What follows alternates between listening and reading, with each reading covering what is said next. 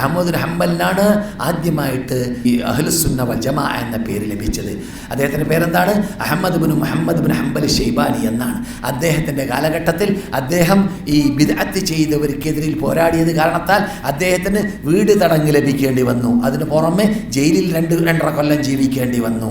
അതുപോലെ തന്നെ മറ്റു നേതാക്കൾക്കെല്ലാം അങ്ങനെ സംഭവിച്ചു.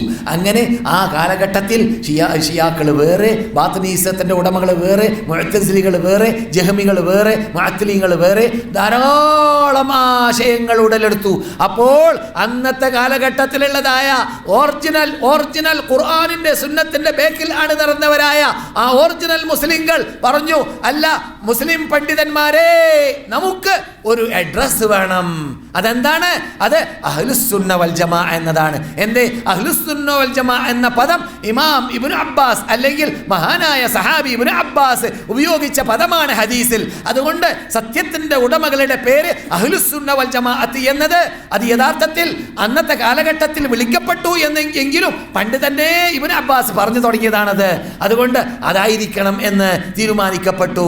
അതുകൊണ്ട് അങ്ങനെയുള്ള പേര് അർഹപ്പെട്ടവരായി മാറിയത് എന്തുകൊണ്ടാണ്? ഖുർആനും സുന്നത്തും അനുസരിച്ച് ജീവിക്കാൻ തീരുമാനിച്ചത് കൊണ്ട്. എന്താ ജമാഅത്ത് എന്ന് പറഞ്ഞാൽ? സഹാബാക്കളുടെ ബാക്കിൽ അണിനിരക്കാൻ തീരുമാനിച്ചവർ. അപ്പോഴോ നൂലാമാലകൾ ഒഴിവാക്കേണ്ടി വരും. ഓണം കൊണ്ടാടാൻ പറ്റൂല, ക്രിസ്മസ് കൊണ്ടാടാൻ പറ്റൂല. അതുപോലെ തന്നെ മനുഷ്യ ചിന്തകൾക്ക് ഉടലെടുക്കപ്പെട്ടതായ ഏത് ചിന്താഗതികൾ അത് ഖുർആനിനോടും സുന്നത്തിനോടും ഘടകവിരുദ്ധമാണെങ്കിൽ അത് ഉൾക്കൊള്ളാനോ നടപ്പാക്കാനോ പറ്റൂല. അതാണ് ഒറിജിനൽ അഹ്ലുസുന്നത്ത് വൽ ജമാഅത്ത്. അതുകൊണ്ട് ഏത് വ്യക്തികളുടെ വാക്കിനും ഒരു വിലയുമില്ല ഖുർആനോടും സുന്നത്തിനോടും യോജിച്ചില്ലെങ്കിൽ.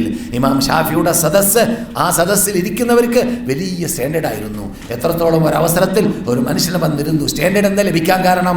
ഒരു മനുഷ്യന് വന്നിരുന്നു. ഇമാം ഷാഫി ഹദീസ് ഓതാണ്.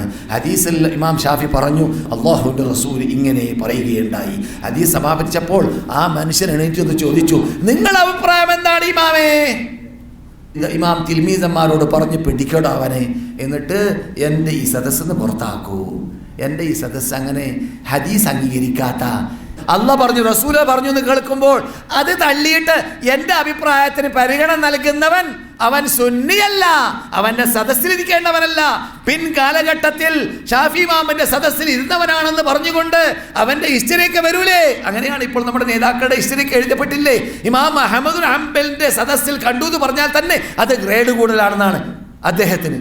അത്രയും വലിയ മഹാത്മാക്കളെ അദ്ദേഹത്തിന് അടുക്കൽ ചെല്ലുള്ളൂ, അദ്ദേഹത്തിന്റെ സദസ്സിൽ ഇരിക്കുള്ളൂ എന്നതുകൊണ്ട്. സുബ്ഹാനല്ലാഹ്. അങ്ങനെ നമ്മുടെ നേതാക്കളെ പഠിക്കേണ്ടത് പഠിച്ചു കഴിഞ്ഞാൽ അവർ കൊണ്ടുവന്നത് നാം നടപ്പാക്കണം. അപ്പോൾ ഞാൻ കർമ്മപരമായ കാര്യത്തിൽ അബൂ ഹനീഫയുടെ മദ്ഹബുകാരനാണെന്നോ, ഷാഫി മദ്ഹബുകാരനാണെന്നോ, മാലിക് മദ്ഹബുകാരനാണെന്നോ, ഹംബലി മദ്ഹബുകാരനാണെന്നോ പറയുമ്പോൾ വിശ്വാസപരമായ കാര്യത്തിൽ ഞാൻ മാതുരിദിയുടെ കൂടെയാണ്, ഞാൻ അശ്അരിയുടെ കൂടെയാണ് എന്ന് പറയുന്ന ഗതികേടുണ്ടാവരുത്. ഞാൻ അതേ ഷാഫി ഇമാമിന്റെ കൂടെയാണ് വിശ്വാസപരമായ കാര്യത്തിലും, അതേ ഷാഫി ഇമാം അതേ അബൂ ഹനീഫന്റെ കൂടെയാണ് വിശ്വാസപരമായ കാര്യത്തിലും, അതേ മാലിക് ഇമാമിന്റെ അഹ്മദ് റഹ്മാന്റെ കൂടെയാണ് ഞാൻ വിശ്വാസപരമായ കാര്യത്തിലും. എന്തോടോ വിശ്വാസം അവരുടേത് വേണ്ടാന്നും കർമ്മം അവരുടേത് മതിയെന്നും. അതന്നെ തട്ടിപ്പല്ലേ? അതൊക്കെ അറിവില്ലായ്മ കൊണ്ട് വരുന്നതാണ്. അള്ളാഹു നമുക്ക് സത്യം പോലെ ആഴത്തിൽ